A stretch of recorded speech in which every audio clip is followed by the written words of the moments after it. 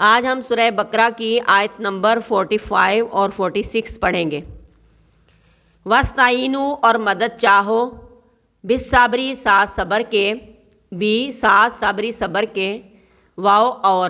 اور مدد چاہو صبر کے ساتھ، وَالصَّلَاةِ اور نماز کے ساتھ، وَإِنَّهَا اور تحقیق وہ دونوں یعنی صبر اور نماز، لَكَبِيرَةٌ البتہ بہت بھاری ہے، بہت مشکل ہے، بہت گرا ہے، الا مگر علی الخاشعین اوپر عاجزی کرنے والوں کے، جو خاشعین ہے نا ان کے اوپر باری نہیں، باقی سب لوگوں کے اوپر باری ہے۔ صبر اور نماز سے مدد چاہو، اور بے شک یہ دونوں چیزیں بہت مشکل ہیں مگر عاجزی کرنے والوں پر مشکل نہیں۔ پچھلی آیات میں، پچھلے سبق میں بنی اسرائیل کا ذکر چلا آ رہا ہے،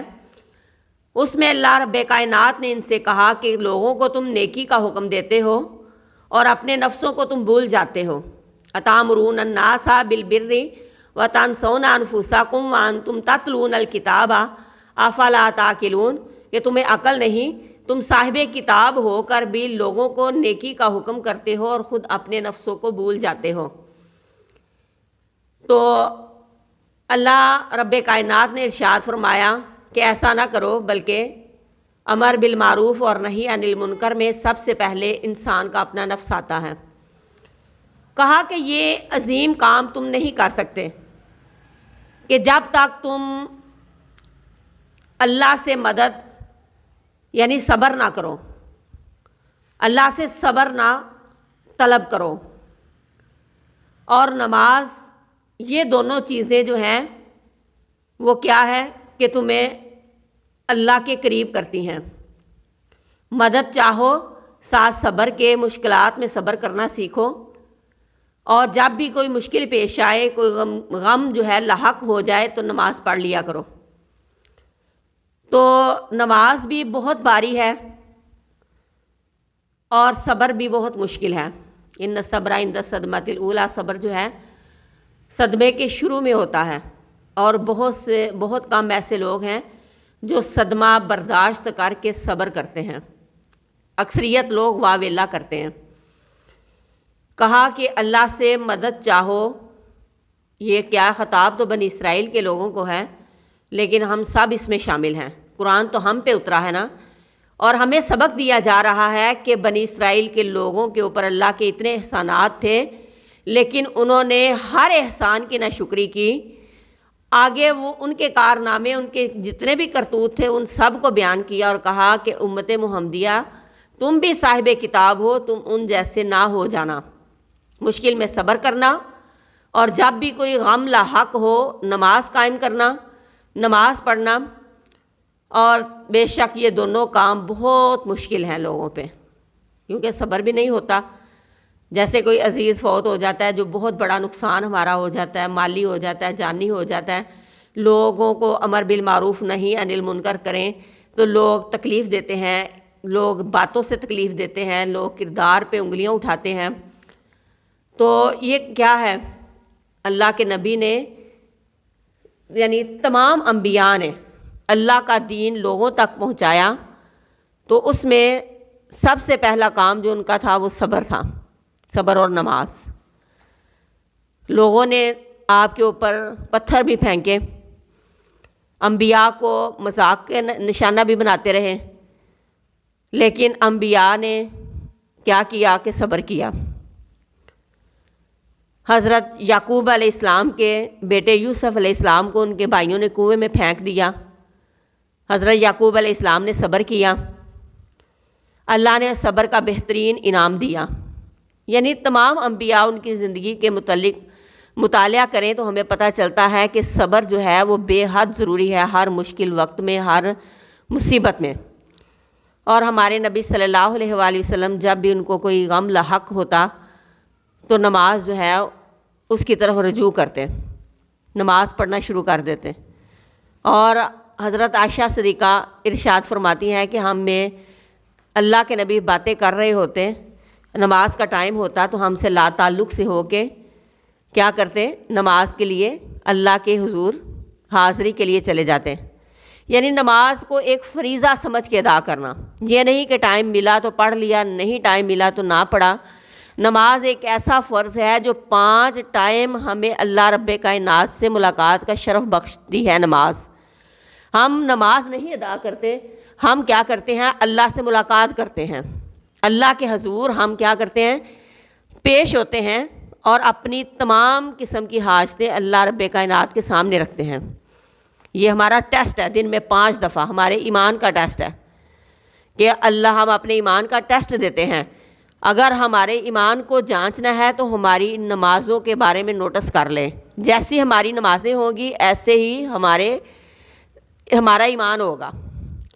کیونکہ اگر ہم نے نماز بے دلی سے پڑھی، ٹائم گزار کے پڑھی یا پڑھی نہیں، تو پھر کیا ہے ایمان ہمارا؟ جو لوگ پڑھتے نہیں تو ان سے آہستہ آہستہ کیا ہوتا ہے؟ ایمان ہی ختم ہو جاتا ہے۔ اللہ کا ڈر جو نہیں، ایمان خارج ہو جاتا ہے، شیطان مسلط ہو جاتا ہے۔ اور یہ 5 دفعہ دن میں ٹیسٹ ہے۔ نماز ہمارے ایمان کا ٹیسٹ ہے، ہمارے دل کے اندر کیا چل رہا ہے اللہ کے متعلق، کتنا خلوص ہے، کتنا خلوص نہیں۔ جی ہم 5 ٹائم اللہ کے آگے جھک کر اس بات کی گواہی دیتے ہیں کہ اللہ ہم تیرے بندے ہیں اور تو ہمارا پروردگار ہے، تو ہمارا رب ہے، تو ہمارا پالنے والا ہے۔ تو کہا کہ جب بھی کوئی مصیبت آئے تو صبر کرو، جب کوئی غم لاحق ہو، پریشانی ہو تو نماز پڑھ لیا کرو، اللہ رب کائنات مشکلات کو حل کر دیں گے اور آپ کو صبر آ جائے گا۔ اور پھر فرمایا کہ یہ دونوں کام بہت مشکل ہیں۔ جب ہم کوئی عزیز فوت ہو جاتا ہے، جہاں کو بہت بڑا نقصان ہوتا ہے، تو ہم سے کہاں صبر ہوتا ہے؟ ہم تو واہ ویلا مچاتے ہیں، اور جب آنسو خشک ہو جاتے ہیں تو پھر کہتے ہیں کہ ہم نے صبر کر لیا، رو دو کے اور ہر قسم کا واہ ویلا کر کے اور تکلیفیں لوگوں کو سنا کے، تو اس کے بعد پھر یعنی صبر تو پھر آنا ہی ہے۔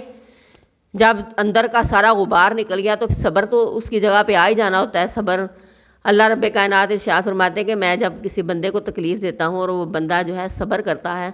تو میں اس تکلیف پر بھی، اس بیماری کو اس کے لیے اجر کا باعث بنا دیتا ہوں، یعنی اس تکلیف پر بھی، اس بیماری پر بھی اس بندے کو اجر ملتا ہے۔ تو یہ بہت مشکل کام ہے، لیکن ان کے اوپر نہیں جو عاجز ہیں، اللہ کے آگے جھکنے والے ہیں، سب کچھ اللہ کے لیے قربان کرنے والے ہیں، خشوع خضوع نماز میں رکھنے والے ہیں، اتنی عاجزی رکھنے والے ہیں کہ دنیا کی پرواہ ہی نہیں کرتے، دنیا کی کوئی خواہش ان کے دل میں پیدا ہی نہیں ہوتی جب وہ اللہ کی بارگاہ میں نماز کے لیے کھڑے ہو جاتے ہیں۔ عروہ بن زبیر ایک صحابی ہیں جو مدینہ کے 7 فقہاء میں سے ہیں۔ انہیں فقہائے سبع کہتے ہیں،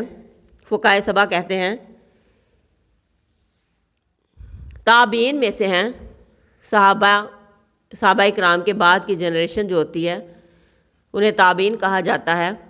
تو ان میں سے ہیں عروہ بن زبیر۔ ان کے پاؤں پر یعنی پھالا سا ہو گیا، ایک یعنی ابار سا بن گیا، چھالا سا بن گیا، زخم سا ہو گیا، اور اطباء سے مشورہ کیا۔ اس وقت کوئی یعنی ایسا سسٹم تو نہیں تھا نا کہ انسان کی ٹانگ کو سن کر لیا جائے یا بندے کو بے ہوش کر لیا جائے۔ تو جب طبیب جو تھے ان سے مشورہ کیا گیا تو انہوں نے کہا کہ ان کا پاؤں کاٹنا پڑے گا۔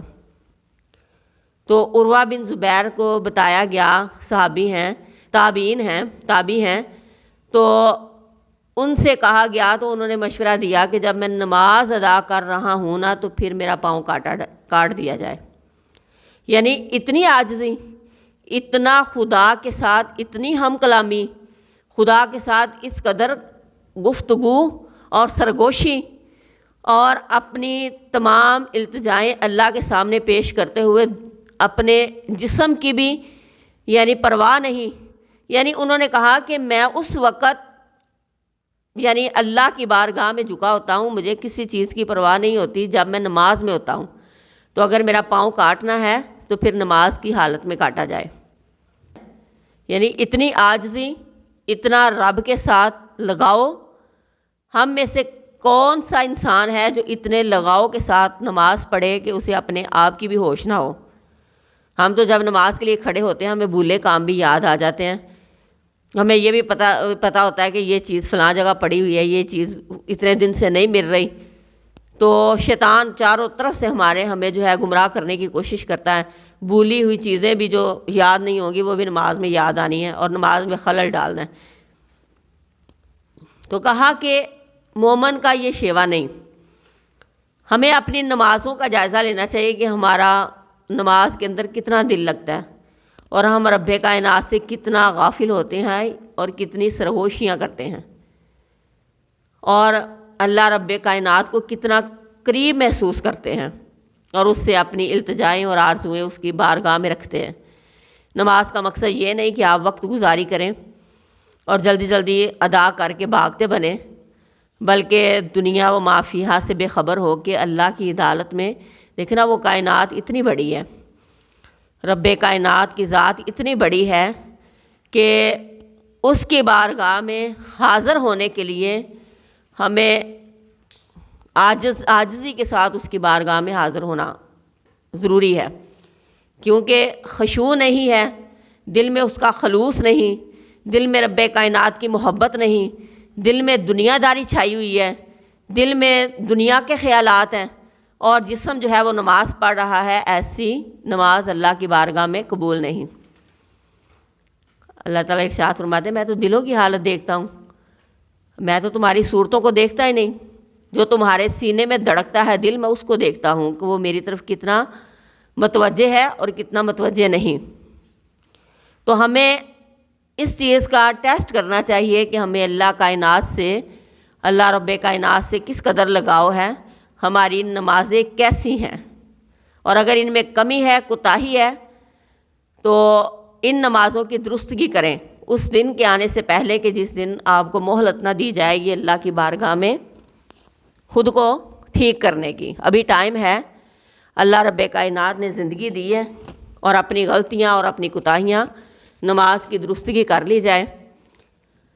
کہا پھر فرمایا اللہ رب کائنات نے، الذین وہ لوگ یظنون جو گمان کرتے ہیں، وہ لوگ جو گمان کرتے ہیں، انہم یہ کہ وہ ملاقو ملنے والے ہیں، ربہم اپنے رب سے، جنہیں پتہ ہے کہ ہم نے 5 ٹائم اپنے رب سے ملاقات کرنی ہے، تو وہ تو نماز کیا کریں گے، خشوع خضوع کے ساتھ پڑھیں گے، اور اللہ کی بارگاہ میں حاضر ہونے کے تمام لوازمات بھی ادا کریں گے، کیونکہ رب سے ملاقات ہے نا، رب سے سرگوشی ہے، رب کے ساتھ باتیں ہیں۔ اللہ رب کائنات کے سامنے نماز ایسے ادا کرو جیسے کہ تم اسے دیکھ رہے ہو، اور اگر یہ نہیں تو پھر اتنا دل میں خیال رکھو کہ اللہ رب کائنات تمہیں دیکھ رہا ہے، ہر وقت تمہیں واچ کر رہا ہے۔ دنیا داری کا کام کرتے ہوئے ہم کیا کرتے ہیں کہ ہمیں کوئی دیکھ رہا ہو تو ہم بڑے سلیقے سے جھاڑو لگائیں گے، ہم بڑے سلیقے سے ہانڈی پکائیں گے، ہم بڑے سلیقے سے کوئی کام کریں گے کہ ہمارے کوئی بندہ جو ہے وہ ہمیں دیکھ رہا ہے، واچ کر رہا ہے، یا گھر میں کوئی ساس دیکھ رہی ہے، کوئی جٹھانی دیکھ رہی ہے، کوئی نند دیکھ رہی ہے، کوئی ماں ہے، کوئی بہن ہے، کوئی بڑا بندہ جو ہے وہ ہمیں دیکھ رہا ہے، تو ہم اپنے ایفیشنسیاں دکھانے کے لیے ہم بڑے کام کو اچھے سلیقے سے کریں گے اور اسے خوش کرنے کے لیے۔ لیکن ہم نے سارے دن کے ٹائم ٹیبل میں اللہ کی عطا کردہ احکامات میں سے کسی ایک حکم کو بھی بحسن طریقے سے ادا نہیں کیا، اور دل میں کبھی نہیں یہ خیال آیا کہ اللہ رب کائنات مسلسل ہمیں واچ کر رہے ہیں اور ہماری حرکات و سکنات کو دیکھ رہے ہیں، اور یعنی ہم کیا کر رہے ہیں، دن میں کتنے گناہ کرتے ہیں اور کتنی نیکیاں کرتے ہیں،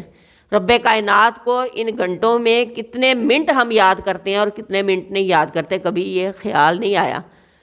یہ خیال کیوں نہیں آیا؟ بدقسمتی ہے ہماری، کیونکہ دنیا والوں کو خوش کرنے سے نہ تو دنیا والے ہمارے ساتھ مریں گے اور نہ وہ ہمیں رب کائنات کی بارگاہ میں بچا سکیں گے۔ ان لوگوں کو خوش کر کے نمازیں بھی چھوڑ دی، روزے بھی چھوڑ دیے، ہر چیز چھوڑ دی، بچے پیدا ہوئے روزے بھی چھوڑ دیے، بچے پیدا ہوئے نمازیں بھی چھوڑ دی، بچوں کی خاطر دن رات ایک کر دیا، اور یہی بچے کل کو پھر کیا ہاتھ اٹھا کے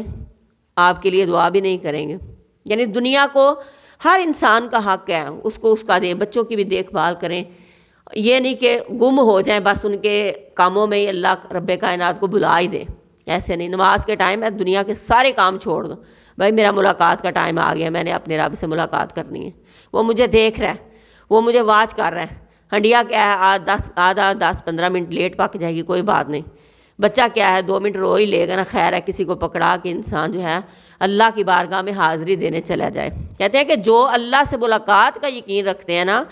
کہ ہم نے رب کائنات سے ملاقات کرنی ہے، نماز نہیں پڑھنی، ملاقات ہے ہماری، تو ہم نے سارے کام چھوڑ کے اس ملاقات کے لیے ٹائم نکالنا ہے۔ اور اگر دنیا میں ٹائم نہ بھی نکالیں، نمازیں نہ بھی پڑھیں، اللہ سے ملاقات کے لیے ٹائم نہ بھی نکالیں، تو پھر کیا ہوگا؟ وَأَنَّهُمْ، اور بے شک وہ یہ کہ وہ الہی طرف اس کی راجعون پھر جانے والے ہیں۔ وہ لوگ یظنون جو گمان کرتے ہیں یہ کہ وہ ملاقات کرنے والے ہیں اپنے ربہم، اپنے رب سے ملاقات کرنے والے ہیں اپنے رب سے، اور یہ کہ وہ الہی طرف اسی رب کی طرف اس رب کی راجعون پھر جانے والے ہیں۔ موت تو برحق ہے، آخر جانا تو اسی رب کے پاس ہے۔ نماز نہیں پڑھی، ملاقات نہیں کی، رب کائنات سے سرگوشی نہیں کی، اس کو راضی نہیں کیا، دنیا داری میں سارا ٹائم گزار دیا، اللہ رب کائنات کے لیے 10 منٹ بھی نہ نکالے، تو جانا کس کے پاس ہے؟ دنیا والوں نے تو نہیں رکھنا جب سانسیں ختم ہو جانی ہیں، دنیا والوں نے تو کہنا میت ہے اس کو اٹھاؤ، جنازے کا ٹائم ہو گیا اس کو قبر میں لٹاؤ، سگی اولاد بھی نہیں رکھے گی، سگے ماں باپ بھی نہیں رکھیں گے، اور کوئی بندہ پاس نہیں رکھے گا۔ کس کی طرف جانا ہے؟ وَأَنَّهُمْ إِلَيْهِ راجعون، اور یہ کہ وہ اس کی طرف ہی لوٹ کے جانے والے ہیں۔ لیکن اے انسان افسوس کہ تجھے شعور نہیں، لے انسان افسوس کہ تجھے اس بات کا علم نہیں ہے کہ میں نے رب کائنات کے پاس ہی جانا ہے۔ جب لوٹ کے اس کے پاس جانا ہے تو دنیا میں ایسے رہو جیسے کہ تم مسافر ہو یا راہ سے گزرنے والے ہو، ادھر تمہارا ٹھکانہ نہیں، یہ تمہاری منزل نہیں، تمہاری منزل اس سے آگے ہے، یہ تو صرف راہ گزر ہے،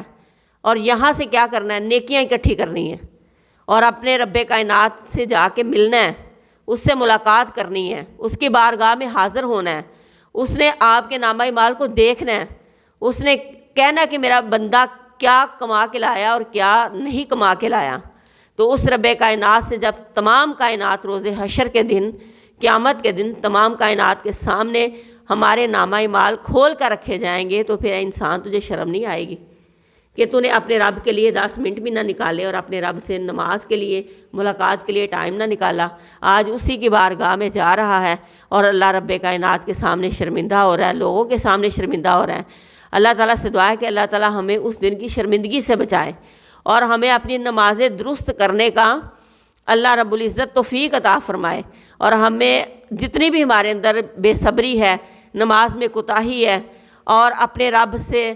ملاقات کا ہمارے دل میں خیال نہیں آتا، ہمیں ڈر نہیں آتا کہ اللہ تعالیٰ ہمیں مسلسل دیکھ رہے ہیں، واچ کر رہے ہیں، ہم دنیا داری میں مگن ہیں، تو اللہ تعالیٰ ہماری تمام کوتاہیوں کو درست کرے اور اللہ تعالیٰ ہمیں سیدھے راستے پہ